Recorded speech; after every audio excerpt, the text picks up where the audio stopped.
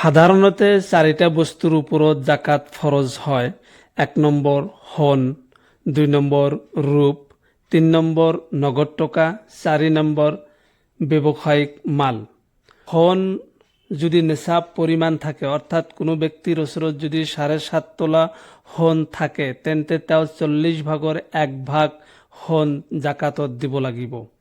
অনুৰূপভাৱে কোনো ব্যক্তিৰ ওচৰত যদি 52.5 তোলা ৰূপ থাকে, তেন্তে তেওঁ 40 ভাগৰ 1 ভাগ তেওঁ জাকাতত দিব লাগিব। নগদ টকা আৰু ব্যৱসায়িক মালৰ নিচাব হ'ল 52.5 তোলা ৰূপৰ ভেলু সম পৰিমাণ সম্পদ হ'ব লাগিব। তেন্তে সেই নগদ টকা আৰু সেই ব্যৱসায়িক মালৰ ওপৰতো জাকাত প্ৰদান কৰিব লাগিব। এই 4 প্ৰকাৰ সম্পদ একে গ্ৰুপৰ সম্পদ হয়।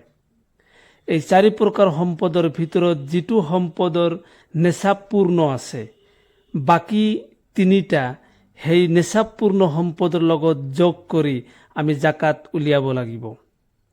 উদাহৰণ হিচাপে যদি সোণৰ নিচাব পূৰ্ণ আছে, ৰূপ, নগদ টকা আৰু ব্যৱসায়িক মাল এই 3টাৰ নিচাব যদি পূৰ্ণ নাথাকে, তেন্তে এই 3টা একেলগ কৰি সোণৰ লগত মিলাই আমি জাকাত আদায় কৰিব লাগিব। সোণ, ৰূপ, নগদ টকা আৰু ব্যৱসায়িক মাল কোনো এটাৰে যদি নিচাব পূৰ্ণ নহয়, তেন্তে 4টা সম্পদৰ মাৰ্কেট ভেলু হিচাপ কৰি মুঠ যদি 52.5 তোলা ৰূপৰ ভেলু সম পৰিমাণ বা তাতকৈ বেছি হয়, জাকাত ফৰজ হ'ব। উদাহৰণ হিচাপে কোনো ব্যক্তিৰ ওচৰত 20,000 টকা মানৰ সোণ আছে, 20,000 টকা মানৰ ৰূপ আছে, 10,000 টকা নগদ কেছ আছে আৰু 20,000 টকা মানৰ ব্যৱসায়িক সম্পদ আছে। টোটাল হিচাপ কৰিলে কিমান হ'ল? 70,000 টকা হৈছে। এই 70,000 টকাৰ ওপৰত জাকাত আদায় কৰিব লাগিব। জাকাত ফৰজ হ'বলৈ হ'লে নিচাব হ'ল 52.5 তোলা ৰূপৰ ভেলু সম পৰিমাণ।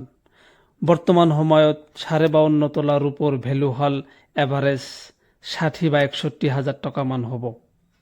সকলো সম্পত্তি হিচাপ কৰি যদি তেওঁৰ দৈনন্দিন প্ৰয়োজন বা মৌলিক প্ৰয়োজনৰ অতিৰিক্ত 52.5 তোলা ৰূপৰ ভেলু সম পৰিমাণ বা তাতকৈ বেছি হয়, তেন্তে সেই সম্পদৰ ওপৰত শতকৰা 2.5 টকা জাকাতৰ বাবে উলিয়াই দিয়া তেওঁৰ বাবে অপৰিহাৰ্য।